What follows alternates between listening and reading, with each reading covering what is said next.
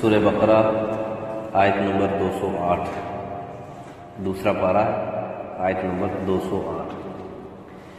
اعوذ باللہ من الشیطان الرجیم، بسم اللہ الرحمن الرحیم۔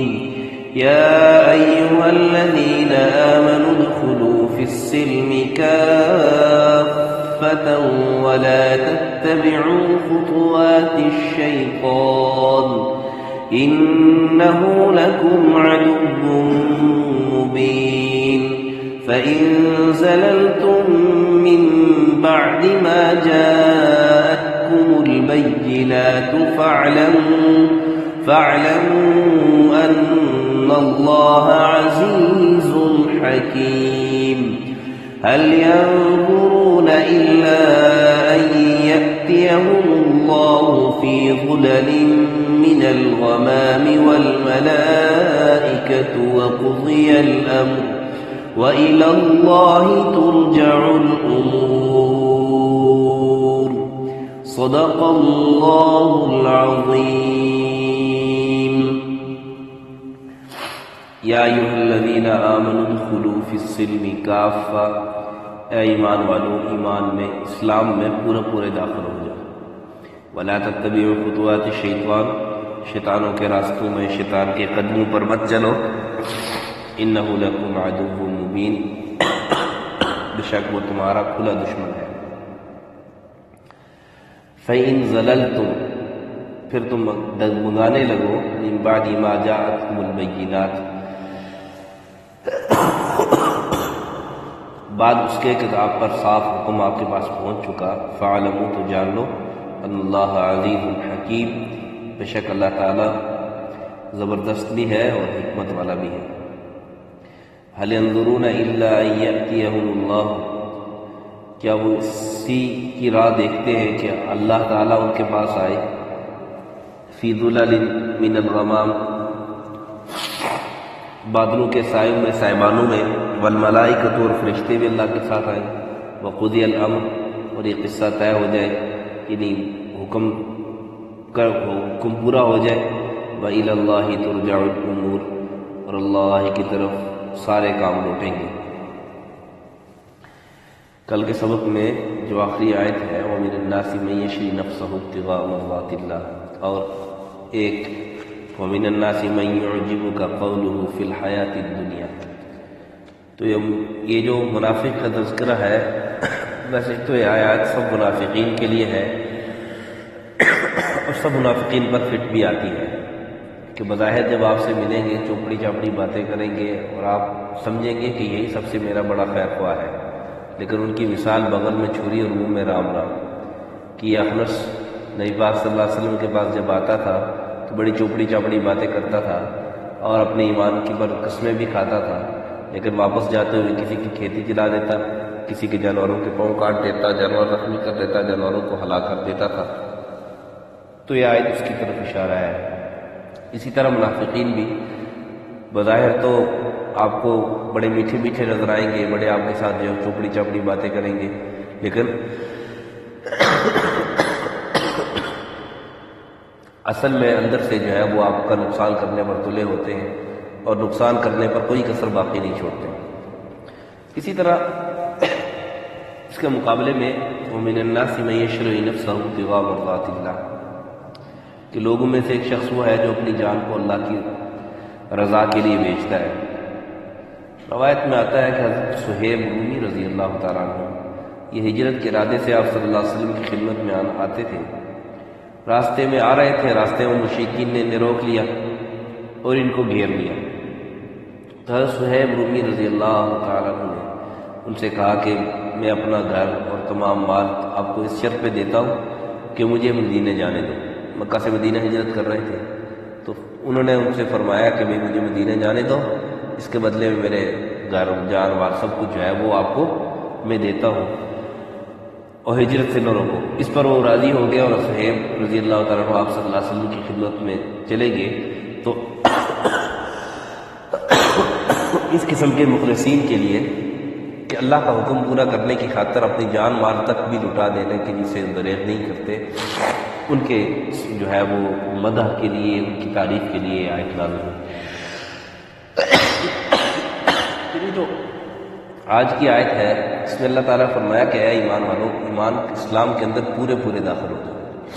اس کا مطلب یہ ہے کہ یہ نہیں ہے کہ جیسے آپ کی مرضی چاہے ویسے دین پر آپ عمل کرو گے، ایسے اپنی مرضی نہیں چلے گی دین پر اللہ کا حکم، اللہ کے حبیب صلی اللہ علیہ وسلم کا طریقہ چلے گا، جیسے اللہ کا حکم ہوگا، جس وقت جو اللہ کا حکم ہوگا اس وقت وہی پورا کرنا ہوگا۔ یہ نہیں ہے کہ جی نماز تو چلو میں پڑھ رہا ہوں لیکن زکوٰۃ کو نعوذ باللہ نہیں مانتا، یا زکوٰۃ تو دے رہا ہوں، یہ کام ذرا آسان ہے پیسے نکالنا، لیکن روزہ نہیں رکھتا، بھوکا نہیں رہ جا سکتا مجھ سے، یا ایسا کرتا ہوں میں کہ حج پر 2-3 لاکھ روپے 4 لاکھ روپے خرچہ آتا ہے، یہی 4 لاکھ روپے میں غریبوں میں بانٹ دیتا ہوں لیکن حج نہیں کرتا ہوں، ایسا نہیں چلے گا۔ جو حکم جیسے اللہ کا ہے، اللہ نے دیا ہے، اب وہ حکم ویسے ہی پورا کرنا پڑے گا، ویسے ہی کرو گے تو تب وہ قابل قبول ہوگا۔ اس کے خلاف کرو گے، اس کے برعکس کرو گے تو آپ کی مرضی اپنی مرضی ہوگی، اور عبدیت عبادت مرضی کا نام نہیں ہے، عبادت منچائی کا نام نہیں ہے، اپنی مرضی کے مطابق کام کرنے کا نام عبادت نہیں، اللہ کی مرضی کے مطابق کام کرنے کا نام عبادت ہوتا ہے۔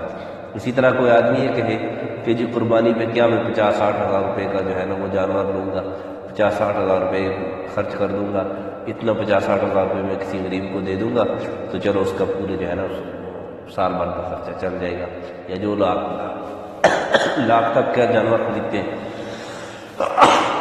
یہ کہیں جی کہ کیا میں لاکھ روپے خرچ کروں گا، ایسا کرتا ہوں کہ میں کسی غریب کو دے دیتا ہوں، تو کہا ایسے نہیں، جو حکم اللہ کا جیسے ہے ویسے ہی۔ اب پھر ایک تو اس طرف اشارہ ہے شاید کرنا، دوسرا اس طرف بھی اشارہ ہے کہ کہیں جو آپ کی مرضی آ جائے کہ یہ دین ہے اور حقیقت میں وہ دین نہ ہو، اپنی طرف سے کوئی چیز دین کے اندر ڈال دو، تو فرمایا نہیں، دین میں بدعت کی بھی اجازت نہیں، اللہ کا جو حکم ہے، اللہ کے حبیب صلی اللہ علیہ وسلم کا جو طریقہ ہے بس اسی کے مطابق زندگی گزارنی ہے۔ اپنی طرف سے کوئی چیز دین بنا دینا کہ جی یہ میرا دل کہتا ہے کہ یہ ایسے ہو کہ اس کو دین سمجھ لینا، فرمایا اس کی اجازت نہیں۔ پھر اس کے ساتھ ساتھ گناہوں سے بچنے کے لیے بھی کہا گیا ہے کہ ایمان کے اندر جب پورے پورے داخل ہوگے تو ایمان کے اندر داخل پورے پورے تب ہو سکتے ہو جب تم شیطانی سارے کاموں کو چھوڑ دو، شیطان کے راستے پر چلنا چھوڑ دو، شیطانی طور طریقے چھوڑ دو اور اللہ کا حکم کے مطابق زندگی گزارنے والے بن جاؤ، تب تم اسلام میں پورے پورے داخل ہو سکو گے۔ ایک آدمی یہ کہے کہ جی میں شیطان کو بھی خوش کر دوں گا، شیطانی راستے پہ بھی چلے، اور ساتھ کہے جی میں اللہ کو بھی راضی رکھوں گا، تو دونوں میں سے ایک راضی ہوگا، یا تو شیطان کو راضی کرو گے یا اللہ کو راضی کرو گے۔ اللہ کو راضی کرو گے تو شیطان ناراض ہوگا، شیطان کو راضی کرو گے تو پھر اللہ ناراض ہوگا۔ ظاہر سی بات ہے ہماری ضروریات پوری کرنے والی ذات اللہ کی ہے، اور ہمیں ضرورت کس کی ہے؟ اللہ کی ہے، شیطان کی ہمیں ضرورت نہیں، وہ ہمارا دشمن ہے، اسی لیے آگے کہہ دیا کہ انہ لکم عدو مبین، بے شک وہ تمہارا کھلا دشمن ہے، تمہارے دل میں مختلف قسم کے ویسے ہی الٹے سیدھے وساول ڈالتا ہے، اس سے تم اپنے آپ کو بچاؤ۔ پھر اس کے بعد یہ کہہ دیا کہ اگر تم اللہ کا حکم تمہیں سامنے پتہ چل گیا کہ یہ اللہ کا حکم ہے، اس کے مطابق اس کے باوجود تم جو ہے نا وہ دین پر چلنے سے ڈگمگاؤ، کبھی ادھر کبھی ادھر، یا سوچو کہ ابھی اللہ کا حکم میں پورا کروں یا نہ کروں۔ مثال کے طور پر اب اذان ہو گئی، اب ایک آدمی سوچ رہا ہے کہ میں نماز پڑھوں یا نہ پڑھوں، نماز اللہ کا حکم آ گیا تم نماز پڑھو، اور رمضان آ گیا، چاند نظر آ گیا، وہ آدمی سوچ رہا ہو کہ جی میں روزہ رکھوں یا نہ رکھوں، نہیں ایسا نہیں ہے، اللہ کا حکم آ گیا بس روزہ رکھو۔ اب مثال کے طور پر سحری کا وقت ہو گیا، ایک آدمی نوالا منہ میں ڈالا ہوا ہے، اب نہ اس کو اندر لے کے جا رہا ہے نہ باہر نکال رہا ہے، اور سحری کا وقت ہو رہا ہے، اب یہ سوچ رہا ہے پتہ نہیں اس کو میں چباؤں یا نہ چباؤں، نہیں، اللہ کا جو حکم آ گیا اب نہیں کھانا، بس اس کو باہر نکال۔ ہاں سحری سے پہلے اللہ کا حکم ہے کھا سکتے ہو، کھاؤ۔ اب افطاری کا حکم آ گیا، افطاری کا وقت ہو گیا، اب یہ سوچے کہ نہیں میں افطاری تھوڑی لیٹ کر لوں گا یا کروں یا نہ کروں، ایسا نہیں ہے، بعد میں پتہ چل گیا افطاری کا وقت ہو گیا، بس اب افطاری کرتا ہوں۔ اس پر کہہ دیا کہ فَاعْلَمُوا أَنَّ اللَّهَ عَزِيزٌ حَكِيمٌ، اللہ کی 2 صفتیں ذکر کی یہاں پر، ایک عزیز اور ایک حکیم۔ عزیز کا مطلب یہ ہے کہ اللہ قدرت کاملہ والی ذات ہے، اللہ کی ذات قدرت کاملہ رکھتی ہے، جس وقت جس کے ساتھ جو کچھ مرضی اللہ کرنا چاہے وہ کر سکتے ہیں. جس کو جس وقت جو جس طریقے سے بھی پکڑ لے اللہ تو اللہ اس کو اس پر پکڑ سکتے ہیں، اللہ اس کو کوئی روکنے والا نہیں. پھر آگے فرما دیا حکیم حکمت والا بھی ہے. حکمت والا بھی ہے کہ دنیا میں بعض آدمی جو ہے نا وہ دنیاوی اعتبار سے بعض اوقات تھوڑی بہت ان کو طاقت تو مل جاتی ہے چند دنوں کے لیے عارضی طاقت، لیکن حکمت نہیں ہوتی. نتیجہ کیا نکلتا ہے کہ اکثر اوقات وہ اپنی طاقت کا استعمال کر کے پھر بعد میں پچھتاتے ہیں کہ نہیں یار مجھے ایسا نہیں کرنا چاہیے تھا، یہ میں نے غلطی کی. تو کہا حکیم حکمت والا بھی ہے کہ اللہ رب العزت طاقت والا بھی ہے اور حکمت والا بھی ہے کہ کہیں کبھی اللہ کو اس بات کو کبھی پچھتاوا نہیں ہوتا ہے کہ میں نے کسی پر ظلم کیا ہے، نعوذ باللہ مجھے یہ نہیں کرنا چاہیے تھا. نہیں، حکمت والا ہے، اللہ کو پتہ ہے کہ کب کس کو کتنی سزا دینی ہے، کب کس کو کتنی سزا دینی ہے. اور پھر یہود مدینہ جو ہے وہ بنی اسرائیل کی طرح ان کا بھی یہ مطالبہ تھا، کیونکہ ان کے آباء و اجداد نے یہ مطالبہ حضرت موسیٰ علیہ السلام سے کیا تھا. وہ بھی کہتے تھے کہ دیکھو ایسا ہے کہ ہم تو آپ کی بات نہیں مانتے تھے، نبی اسلام کہتے تھے نعوذ باللہ. اب ایسا کریں اللہ خود آئے نا، خود آئے اللہ اور بادلوں کے صاحبان میں آئے، فرشتے بھی اللہ کے ساتھ ہوں پورے پروٹوکول کے ساتھ. پھر اللہ تعالیٰ نے بتایا کہ بدو یار تم اس میری بات مانو، یہ نبی برحق ہے تو پھر ہم مانو. تو اگر ایسا نہیں ہوتا ہے تو پھر جو ہے نا وہ ہم نہیں مانتے. ایک تو شاید کا یہ مطلب ہے. دوسری آیت کا یہ مطلب ہے دوسرا اس کا کہ اللہ کے نبی آپ کے پاس آ چکے، آپ کو بات بتلا چکے، حق آپ کے پاس آ چکا. حق آنے کے بعد اب بھی آپ ڈگمگا رہے ہو. کیوں ڈگمگا رہے ہو؟ کیا تمہیں اس بات کا انتظار ہے کہ اللہ کے خود تمہیں بتائے گا کہ یہ حق ہے؟ براہ راست اللہ تمہیں خود بتائے گا کہ یہ حق ہے. ایک اس کا مطلب دو مطلب ہے یہ پھر آتا ہے. ایک یہ کہ یہود مدینہ مطالبہ کرتے تھے کہ اللہ خود آئے اور ہمیں بتلائے اور اللہ کا فرشتے. اور دوسرا یہ تعجبانہ ہے کہ حق آپ کے پاس پہنچ چکا، واضح دلیلیں آ چکی ہیں، اللہ کے حبیب صلی اللہ علیہ وسلم کے معجزات ظاہر ہو چکے، تمہارے پاس جو تمہاری کتابوں کے اندر جو نبی پاک صلی اللہ علیہ وسلم کی جو نشانیاں تھیں وہ تم جان چکے. یعرفونہم کما یعرفون ابناءہم، ایسے تم نبی پاک صلی اللہ علیہ وسلم کو جانتے ہو جیسے اپنے بچوں کو جانتے ہو، اس کے باوجود تم نہیں مانتے ہو. تو کیا تمہیں اس بات کا انتظار ہے کہ اللہ خود آ کے تمہیں سمجھائے گا؟ اللہ تمہیں خود آ کے، جیسے آج کل کو کہتے ہیں کہ تو اب بھی نہیں سمجھتا، تمہیں اس بات کا انتظار ہے کہ اللہ خود تمہیں ڈنڈا مار کے سمجھائے گا. تو یہ نہیں، ان کے ایک تعجبانہ ان پر سوال ہے کہ کیا تم اس چیز کا بس انتظار کر رہے ہو، اس لیے دین سے ڈگمگاتے ہو، اللہ کے حکم سے روگردانی کرتے ہو اور تم یہ کہتے ہو کہ اللہ آ جائے خدا کے بتا دے تاکہ بات واضح ہو جائے. اللہ تعالیٰ کا ایسی بات نہیں ہے، ایسی بات نہیں ہے. اللہ تعالیٰ کے ہاں اچھا وقوضی الامر کا بھی دو معنی ہیں. ایک تو معنی یہ ہے کیا تم اس بات کا انتظار کر رہے ہو کہ اللہ خود آ جائے، فرشتے بھی ساتھ اللہ کے آ جائیں اور یہیں پر یہ فیصلہ ہو جائے کہ کون سچا ہے کون جھوٹا ہے، بس سب کچھ فیصلہ یہاں پر ہو جائے. ایک تو اس کا معنی ہے. اور دوسرا یہ ہے کہ کیا تم اس بات کا انتظار کر رہے ہو کہ اللہ آ جائے اور فرشتے آ جائیں؟ کا وقوضی الامر، یہ بات طے ہو چکی ہے کہ یہ کام کہ اللہ اور فرشتے آپ کے سامنے آئیں گے اور آپ کو اعمال نامے آپ کے دکھلائیں گے اور حق اور سچ کا فیصلہ ہوگا، یہ بات پہلے طے ہو چکی ہے کہ یہ قیامت کے دن ہوگا. یہ دنیا میں نہیں ہوگا، یہ قیامت کے دن ہوگا، کیونکہ دنیا دارالعمل ہے، دارالجزا نہیں ہے. اس لیے تمہیں اس بات کی انتظار نہیں ہونی چاہیے. آگے اسی لیے کہہ دیا اسی بات کے لیے یہ بات، یہ جو تمہیں جس چیز کا انتظار ہے، جس چیز کی تم خواہش رکھتے ہو، یہ قیامت کے دن ہوگا. وَإِلَى اللَّهِ تُرْجَعُ الْأُمُورُ، اور سارے کام سارے ہی اللہ کی طرف لوٹیں گے. سب کام، یہ جتنے کام ہیں، جتنے لوگ ہیں، یہ سب اللہ کی طرف لوٹیں گے اور وہاں پر یہ فیصلہ ہوگا کون حق پر ہے کون سچ پر ہے. یہ تھا ہدایت کا مفہوم کا مختصر خلاصہ. یا ایھا الذین آمنوا ادخلوا فی السلم کافۃ، اے ایمان والو اسلام میں داخل ہو جاؤ پورے داخل ہو جانے کا مطلب کیا کہ پوری شریعت کو مان لو. پوری شریعت کو مان لو اور یہ عزم کرو کہ آج کے بعد میں چونکہ مسلمان ہوں اس لیے پورے دین پر چلوں گا.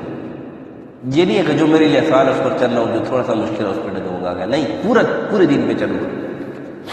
مشکل ہے تب بھی اور آسان ہے تب بھی. ٹھیک ہے، جیسے مثال کے طور پر ہمارا تعلق پاک فوج سے ہے. اب حالت جنگ ہے تب بھی ہم فوج کے ساتھ، اور اگر امن ہے تب بھی، مشکل میں بھی اور آسانی میں بھی، ہر حال میں اسلام کے ساتھ اسلام میں داخل ہو جاؤ. چاہے مشکلات ہیں، مشکل کو حکم ہے اس میں بھی اور آسان حکم ہے اس میں. وَلَا تَتَّبِعُوا خُطُوَاتِ الشَّيْطَانِ، اور شیطان کے قدموں پر مت چلو. إِنَّهُ لَكُمْ عَدُوٌّ مُّبِينٌ، بے شک وہ تمہارا کھلا دشمن ہے. فَإِن زَلَلْتُم مِّن بَعْدِ مَا جَاءَتْكُمُ الْبَيِّنَاتُ، اگر تم پھر ڈگمگانے لگو بعد اس کے کہ تم پر صاف، تم کو معلوم ہو چکے، پہنچ چکے تم پر صاف احکامات، حکم. فَاعْلَمُوا، تو جان لو، أَنَّ اللَّهَ عَزِيزٌ حَكِيمٌ، اللہ تعالیٰ زبردست بھی ہے اور حکمت والا بھی ہے. هَلْ يَنظُرُونَ، کیا وہ اسی کی راہ رکھتے ہیں، یعنی اسی چیز کا انتظار کر رہے ہیں، یہ دیکھ رہے ہیں، اسی کو دیکھ رہے ہیں. مگر یہ کہ اللہ تعالیٰ آئے ان پر فی ظلل من الغمام، بادلوں کے سائبانوں میں، والملائکۃ، فرشتے بھی، وقضی الامر، اور فیصلہ ہو جائے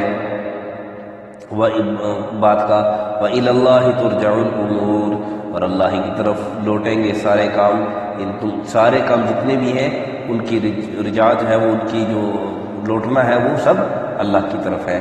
اللہ ہم سب کو سمجھا کی توفیق عطا فرمائے. الحمد للہ رب العالمین والعاقبۃ للمتقین، والصلاة والسلام علی اشرف الانبیاء والمرسلین وعلی الملائکۃ المقربین وعلی عباد اللہ الصالحین. ربنا ظلمنا انفسنا وان لم تغفر لنا وترحمنا لنكونن من الخاسرین. اللهم ارحم على حالنا ولا تنظر الى سوء اعمالنا. اللهم اشف مرضانا ومرضى المسلمين. اللهم اقض حاجاتنا عن الغيب. صلى الله على النبي الكريم محمد وعلى آله وصحبه أجمعين.